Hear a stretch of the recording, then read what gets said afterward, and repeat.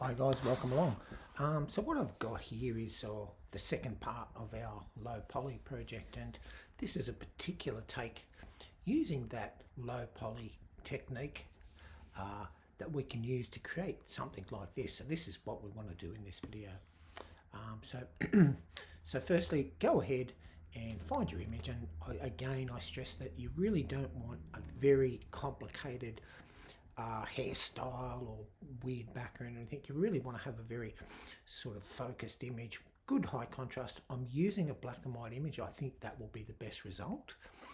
So good contrast with your tones and things like that, but very, very simplified in a way.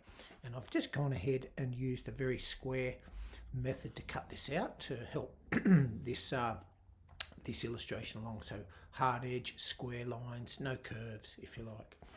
And what we'll be doing is we'll be getting our lasso tool, a bit like the original low poly style illustration, and just creating these sort of planes on the face of the image, so very sort of linear. And I'm going to use that filter once again, the blur and average. This will be like so.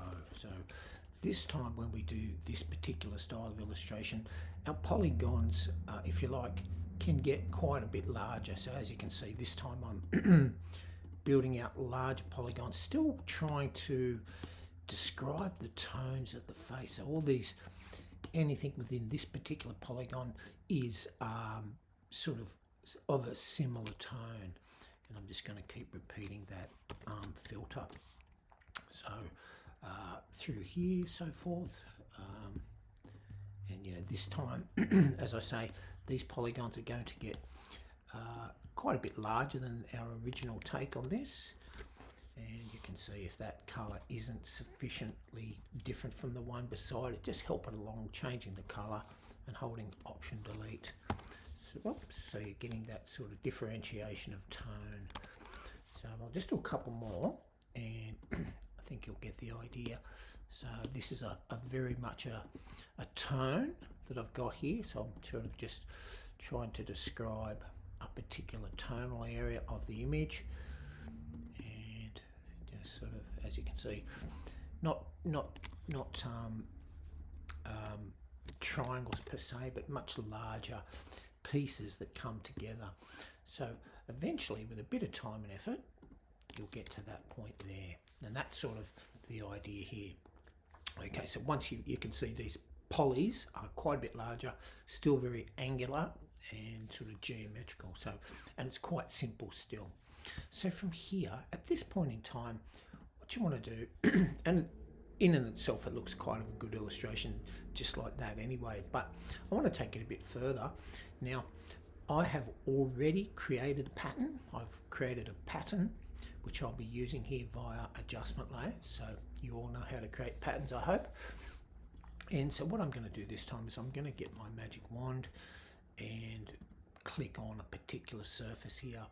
So I can then go ahead and put and I can pick up multiple pieces here. So if I sort of want to sort of, help things along, I've got a rather low tolerance of my magic wand, and I can just select certain areas.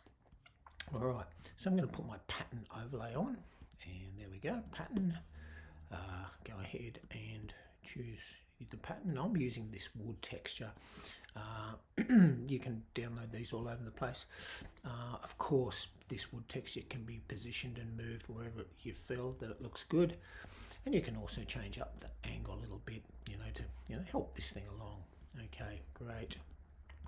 And of course, we could apply a blending mode to see if that sort of gives us sort of anything that looks good. So maybe I'll use soft light this time. Coming back to my original layer again, I'm going to pick up another surface or two, wherever you think that might be required. Little bits and pieces. Go ahead, pattern overlay. Okay, so just again, and I'm only using the one single pattern. I'm not changing different patterns for different things, although that could work. I'm using one single pattern. So I can move again, I can move around, get the right positioning, change the angle if I like. I think I'll just keep mixing it up a little bit just to help this along. you know, just change an angle. And again, moving that texture inside the shape should you see something you like. So maybe I'll leave it there. Okay. And yes, of course, you can change that blending mode again, so you can sort of toggle through these and find something that you sort of like. I'll just do one more. Selecting various areas, you know, take your time, do it nicely. You know, think and respect to the tone. So I'd like this area to be slightly darker than this. So pattern overlays, again, just finding that single pattern. As I say, I'm only using one single pattern, but you know, I think it kind of works. And again, if you want to, you can change the blending modes, of course. You know, whatever you sort of look like, yeah. And maybe that. And yeah, so this is the idea. You'll get to this point here and you'll get this lovely sculptural vibe. What I'm going to do is I'm just going to take this. Yeah, I can keep going, but I would like to just demonstrate one or two more things. I could go further, but for the video, I'm going to keep it short. Creating a new layer right now. Blank, fresh layer. And what I'm going to do is I'm going to just zoom in so you can see what I'm doing a little bit here. I've got a brush tool. You can see on screen, there's my brush. I'm going to make it a very hard edged brush because what I want to try to do is simulate nails and bits and pieces. So let me just paint on here so you can see what I'm actually painting there. Great, okay. I'll get a bit closer. So I'm going to now apply a layer style to that sort of painted area like so. I'll just do that there so you can see. And double clicking in here, what I think would look good is if I put a little bit of bevel on this. And as you can see, it gives it that sort of raised sort of surface kind of idea, like a bit like a nail might be. And you can apply various little touches to this. You know, just play with whatever you think looks good, you know, so maybe that might look good as a nail. Okay, so I've built out this style, you know, so whatever you think looks good. I'm using an inner bevel with a hard edge. Now that obviously is too big, so I'll just delete that. And so, you know, little nails, this can really help the piece along. So if I just go click, click, click with my brush, and it's doing that. So I can add little nail areas to this thing just to make it feel like some person has, you know, created this out of old sort of bits of wood lying around their shed, and they've made this cool sculpture out of wood. So that's sort of look, and you know, that's how we sort of get to that point.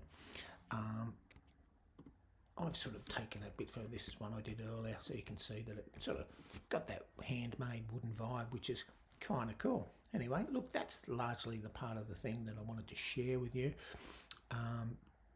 And, you know, so you can also, if I was to take that piece there and I could put in another adjustment layer over. Now, this is a little bit extra, but I thought I might like to share it with you. Put a gradient map over the top. You know, we know what gradient maps are and what they do. You know, you're changing colours to different colours, this kind of vibe. You're getting something more interesting. Just to illustrate that point there, that's not very good. I'll go back in here. I have actually saved out one a little bit earlier, and you can see that by doing this, we're getting that sort of look, and that's also kind of good. I do actually kind of like that colourful approach to this technique. And so look, I think if you follow along with some of those steps there, I think you'll do something pretty amazing. So look, that's my sculptural low poly technique. I think it can be fun. You can do some very cool things with it. Okay guys, I hope that helps, and I'll see you all in the lesson.